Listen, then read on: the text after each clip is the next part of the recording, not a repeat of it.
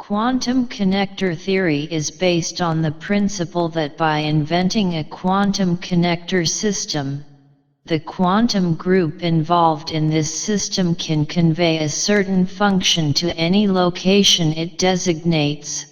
For example, via an internet connection, electromagnetic waves such as photons, sound waves, etc.